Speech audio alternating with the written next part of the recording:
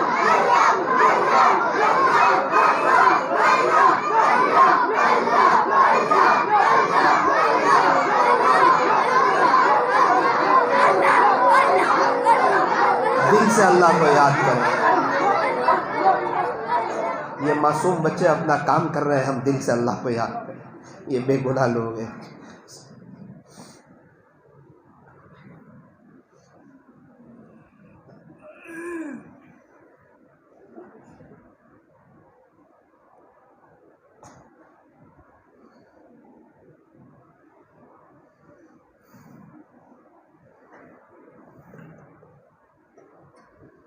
وہ کیا وقت ہوگا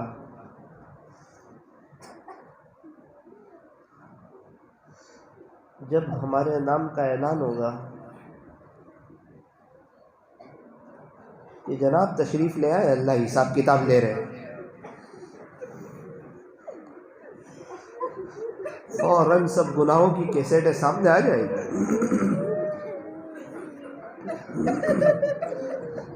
سب پول کھل جائے گی.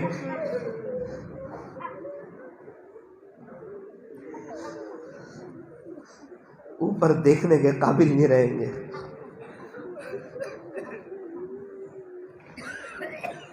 عدل ہوا تو پھنس جائیں گے، فضل ہوا تو بخشے جائیں گے. اگر دنیا میں روئے ہوئے تو فضل کرے گا اللہ، اللہ کی ذات سے امید. اگر اس کے عشق میں تڑپے ہوں گے نا فضل کرے گا. سب دیکھتا ہے اللہ. جو کرتا ہے تو چھپ کے اہل جہاں سے، کوئی دیکھتا ہے تجھے آسمان سے. مٹ جائے گناہوں کا تصور اس جہاں سے، اگر یہ یقین ہو جائے کہ خدا دیکھ رہا ہے.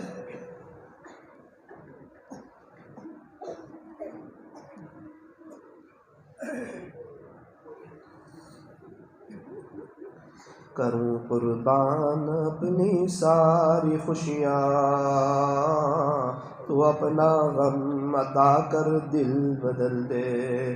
تیرا ہو جاؤں اتنی آرزو ہے، بس اتنی ہے تمنا دل بدل دے.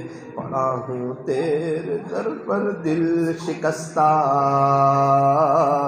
رہوں کیوں دل شکستہ دل بدل دے. میری فریاد سن لے میرے مولا، بنا لے اپنا بندہ دل بدل دے. سہل فرما مسلسل یاد اپنی، سہل فرما مسلسل یاد اپنی. خدایا رحم فرما دل بدل دے. سنوں میں نام تیرا دھڑکنوں میں، مزہ جائے مولا دل بدل دے. ہٹا لوں آنکھ اپنی ماں سوا سے، ہٹا لوں آنکھ اپنی ماں سوا سے. ابھی تک اس کے لیے کوئی کرکٹ کے لیے، کوئی لوگ کیا کہیں گے، کوئی لوگ دکھلاوے کے لیے، اس کے لیے ابھی تک کی زندگی گزری. یوں کہتے ہٹا لوں آنکھ اپنی ماں سوا سے، سب کو ایک طرف کر دوں میں اور آپ. ہٹا لوں آنکھ اپنی ماں سوا سے، ہٹا لوں آنکھ اپنی ماں سوا سے. جیوں میں تیری خاطر دل بدل دے، جیوں میں تیری خاطر دل بدل دے. بہت لوگوں کے لیے جی، اللہ کے لیے بھی جی کر کے بہت بستروں کو آباد کیا، تھوڑا مصلح کو آباد کر کے کو صرف تڑپتے رہتے. کتنے لوگ اللہ والوں کو دیکھ کر لیکن ان کی طرح عبادت کرنے کے لیے تیار نہیں، ان کی طرح تنہائی کو پاک کرنے کے لیے تیار نہیں، ان کی طرح گناہوں سے بچنے کے لیے تیار نہیں. بس جب موقع ملا گناہ بھی کر لیے اور پھر تڑپ بھی اللہ والے بن جائے. کیسے ہو سکتا ہے؟ لا الہ الا اللہ محمد الرسول اللہ صلی اللہ علیہ وسلم. الحمد دعا کر لیجیے. الحمدللہ رب العالمین. یا رب صلی وسلم دائما ابدا علی حبیبک خیر الخلق کلہم. لا الہ الا انت سبحانک انا کنا من الظالمین. پیارے اللہ رحیم مولا کریم آقا، اے اللہ ایک وقت تھا کہ آپ نے ہم پر بڑا احسان فرمایا تھا، گزشتہ سال کا رمضان عطا فرمایا تھا. اے اللہ پھر آپ نے روزے رکھنے کی توفیق عطا فرمائی، افطاری کی بہاریں بتائی، سحری میں آپ کے سامنے تڑپنے کی توفیق عطا فرمائی، تہجد کی توفیق عطا فرمائی. اے اللہ افطاری سے پہلے بڑے دسترخوان پر اے اللہ آپ کے سامنے آپ نے تڑپنے کی توفیق عطا فرمائی، اوابین کی اور تراویح کے سجدے مزے لے کر کرنے کی توفیق عطا فرمائی، قرآن شریف کی توفیق عطا فرمائی. اے اللہ پھر ایک وقت آیا، دیکھتے ہی دیکھتے رمضان گزر گیا تو مسلمان لوگ بے چین ہونے لگے کہ رمضان یاد آتا ہے، رمضان کی بہاریں یاد آتی ہے. مالک پھر آپ نے ایک کرم فرمایا ہے، رجب تک پہنچایا ہے، رجب تک پہنچایا ہے. اللہ عافیت سے رمضان تک بھی اب پہنچا دے، رمضان تک بھی پہنچا دے. اور اللہ یہ رجب شعبان رمضان کے مہینے میں انقلاب آ جائے، انقلاب آ جائے. آپ کی مخلوق پریشان حال ہے، جس کے منہ میں جو آئے وہ بول رہا ہے. اے اللہ کسی کی زبان پر کوئی لگام نہیں ہے، اور بادشاہ آپ ہی ہے، شہنشاہ آپ ہی ہے، بادشاہ آپ ہی ہے. آپ سب دیکھ رہے ہیں کس طرح مسلمان لڑکیوں کو پریشان کیا جا رہا ہے. اے اللہ اگر آپ نے مدد نہ فرمائی یہ لڑکیاں کہاں جائے گی؟ اے اللہ یہ مسلمان کہاں جائیں گے؟ اے اللہ اب تو غیر لوگ بھی کہنے لگے ارے مسلمانوں بتاؤ تمہارے خدا کہاں ہے، تمہارے خدا کی طاقت کہاں ہے، اللہ کی قدرت کہاں ہے؟ اللہ اے اللہ آپ کی قدرت بتائیے، آپ کی طاقت بتائیے. اے اللہ قدرت یہ بتائیے کہ سب کو ہدایت دے دے، سب کو ہدایت دے دے، معاف کر دے، معاف کر دے، معاف کر دے. نبی نے جو کہا تھا طائف میں وہی ہم آپ سے کہتے ہیں. اے اللہ اگر انہیں ہدایت ملے گی ان کی آخرت بنے گی، ان کی نسلوں کی آخرت بنے گی. آپ حضرت عمر کو پہلے ہی ہدایت دے چکے ہیں. اے اللہ یہ حضرت عمر جیسا جرم کرنے نہیں جا رہے، انہیں بھی ہدایت دے دے. اے اللہ ہمارے وطن عزیز کے لوگوں پر رحم فرما، امن و امان قائم فرما. اے اللہ آئے دن مسلمانوں پر تکلیفیں بڑھتی جا رہی ہے. یہ ہاتھ معصوم بچوں کے آپ کے سامنے اٹھے ہیں، مستورات بھی رو رہی ہے، یہ نوجوان لوگ بھی رو رہے ہیں. اس میں کتنے لوگ وہ ہیں جو سچی طلب والے ہیں، جن کو آپ کا عشق چاہیے، انہیں دنیا سے کوئی لگاؤ نہیں ہے، انہیں آپ کی محبت چاہیے، بڑی جوانی آپ پر فدا کرنا چاہتے ہیں. اپنی زبان میں اپنی طلب اللہ کے سامنے رکھ دیجیے.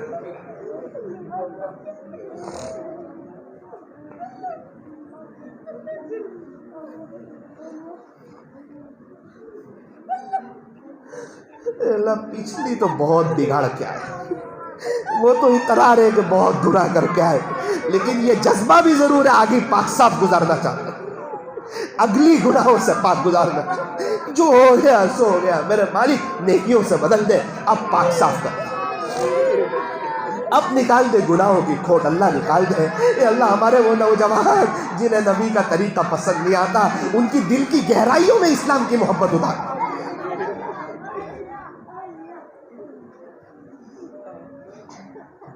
اللہ اس مجلس کے فیض کو تا قیامت خوب عام و تام فرما. کہنے سننے میں کچھ کمی زیادتی غلطی ہو گئی ہو اپنے فضل سے معاف فرما. اے اللہ ایک مائک والی بات، اے اللہ ہماری چاہت ہے ہر گھروں میں، ہندوستان میں، دنیا بھر میں، مسجد سے سب گھروں میں مائک لگ جائے تاکہ وہاں بھی فضائل اعمال کی تعلیم سنی جائے. صرف 5 منٹ کا مدرسہ قرآن اور حدیث کی روشنی میں وہ سنی جائے، بیانات سنے جائے تاکہ مستورات کے اندر دینداری آئے. اے اللہ یہ درد ہے، اس درد کو پوری دنیا میں پہنچا دے، اس درد کو پوری دنیا میں پہنچا دے، پوری دنیا والوں کو ہدایت دے دے. اے اللہ پوری دنیا والوں کو پر امن و امان کا فیصلہ فرما. اے اللہ انصاف اللہ رحم کا معاملہ فرما. اے اللہ اتنی گزارش ہے جب حساب کتاب کا وقت شروع ہو جائے نا، بس اپنا فضل فرما دینا، فضل فرما دینا، فضل فرما دینا. عدل نہ کرنا، عدل نہ کرنا، عدل نہ کرنا. ہم آپ سے ابھی سے آپ کو کہتے ہیں ہم پھنس جائیں گے. بہت گناہ کیے اللہ، بہت گناہ کیے، بہت گناہ کیے، بہت گناہ کیے. دنیا والوں کی شرم رکھی، آپ کی کوئی شرم نہ رکھی.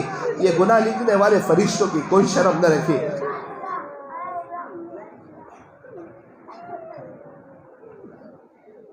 اے اللہ مدینہ منورہ میں بلا لے بلا لے بلا لے بلا لے بلا لے، اے اللہ بلا لے، اے اللہ بلا لے بلا لے۔ ابھی ایک شخص کا فون آیا تھا، وہ کہنے لگے مولانا میں 1 مارچ کو جا رہا ہوں۔ میں کہا کہاں جا رہے ہو؟ بولے رات 4 بجے میرا مدینہ منورہ کا فلائٹ ہے۔ اے اللہ وہ خوشی کے دن دکھا دے کہ ہم بھی مدینہ منورہ کا فلائٹ ہو، درود شریف پڑھ رہے ہو اور بڑی خوشی سے ممبئی کی طرف جا رہے ہو اور سنتوں پر چلنے کا ایک جذبہ ہو، شوق ہو۔ اے اللہ ایک عجیب بہار ہوتی ہے جب بندہ مدینہ منورہ پہنچتا ہے، غسل کرتا ہے، اچھے کپڑے پہنتا ہے، خوشبو لگاتا ہے، مسجد نبوی کی طرف آتا ہے اور حضور کے روزے کے قریب چلتا ہے۔ جیسے ہی حضور کا روزہ آتا ہے اس کے دل سے آواز آتی ہے، کس منہ سے حضور کو منہ بتا۔ اے اللہ بار بار کی وہاں حاضری نصیب فرما، عظمت کے ساتھ قدردانی کے ساتھ نصیب فرما، ہم تمام کو برکتوں والی حلال روزی عطا فرما، ہماری پریشانیوں کو دور فرما۔ اے اللہ دور دراز سے لوگ چل کر آئے اور یہ سب آپ کو لینے کے لیے آیا ہے، آپ مل جائیے اللہ، آپ مل جائیے اللہ، سب کو اپنا بنا لے، سب کو اپنا بنا لے، سب کو اپنا بنا لے۔ اے اللہ یہ سب نیک لوگ بیٹھے ہوئے ہیں، ان کے صدقے کو فعل اس گنہگار کو سیاہ کار کو بھی اپنا بنا لے، اس پر بھی اپنے فضل کا معاملہ فرما دے۔ صلی اللہ تعالی علی خیر خلق محمد وآلہ واصحابہ اجمعین برحمتک یا ارحم الراحمین۔ صلی اللہ